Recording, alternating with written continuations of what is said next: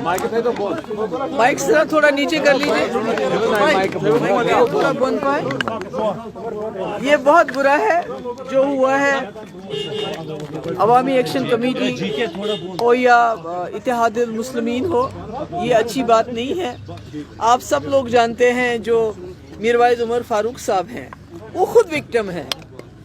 ان کے والد شہید مولوی فاروق صاحب, انہوں نے یہ پارٹی بنائی ہوئی ہے اور انہوں نے شہادت بھی دی ہے. اور اسی طرح جو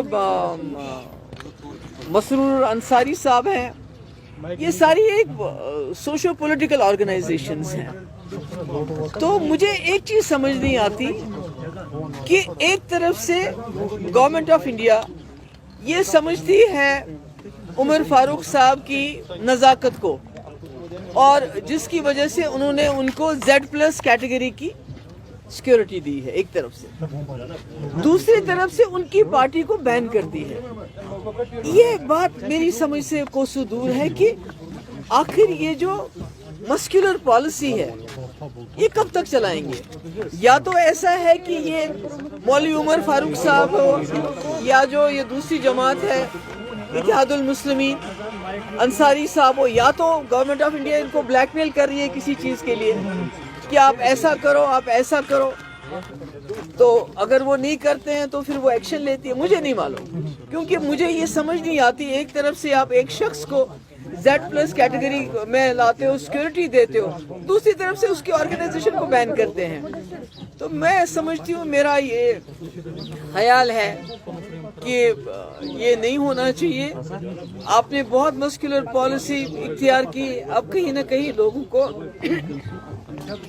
ہیلنگ ٹچ کی ضرورت ہے, نرمی کی ضرورت ہے.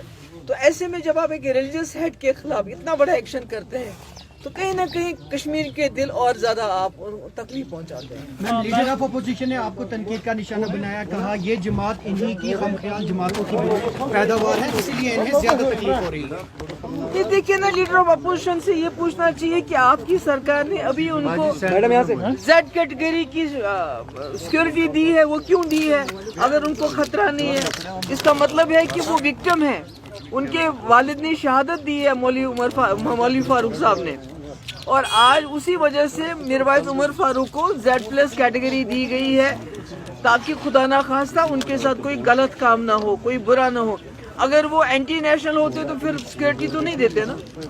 میم, ایموشنل ہوئی آپ, کیا وجہ ہے کہ آپ ایموشنل ہوئے؟ آپ کیا نہیں دیکھیے, نہیں ایموشنل کی بات نہیں ہے. میں سمجھتی ہوں کہ جو اس وقت جموں کشمیر میں ہو رہا ہے, مطلب کہ آپ ایک رہنما جس کے والد نے قربانی دی, اتنی بڑی قربانی دی ہے, آپ اس کی پارٹی کو بین کرتے ہو کس وجہ سے؟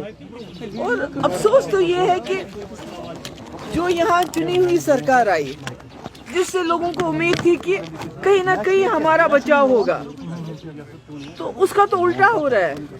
اگر اس سے پہلے بی جے پی نے جماعت اسلامی کو بین کیا, ہم کو تو سوچتے تھے گورنر رول ہے, کیا کریں گے, آواز اٹھا سکتے ہیں. مگر آج عوامی راج کے ہوتے ہوئے اتنی زیادتی ہو رہی ہے, اور جو رولنگ پارٹی ہے وہ ہاتھ پہ ہاتھ دھرے بیٹھی ہوئی ہے, کچھ بھی نہیں کہہ رہی ہے, کچھ بھی نہیں کر رہی ہے. اس سے مجھے لگتا ہے کہ اور زیادہ جو ہے یہ معاملہ اور زیادہ سنجیدہ ہوتا جا رہا ہے, اور کہیں نہ کہیں اس قسم کے ایکشن جو پہلے ہمیں لگتے تھے اب نارمل ہے, غلط ہے, آج کہیں نہ کہیں جو رولنگ پارٹی کی خاموشی کی وجہ سے, چپی کی وجہ سے لگتا ہے یہ تو نارمل ہے, یہ تو سب ٹھیک ہے. نربا جی, چونکہ ایگریکلچر کا سیزن آ رہا ہے اور یہاں سے خبریں آ رہی ہے کہ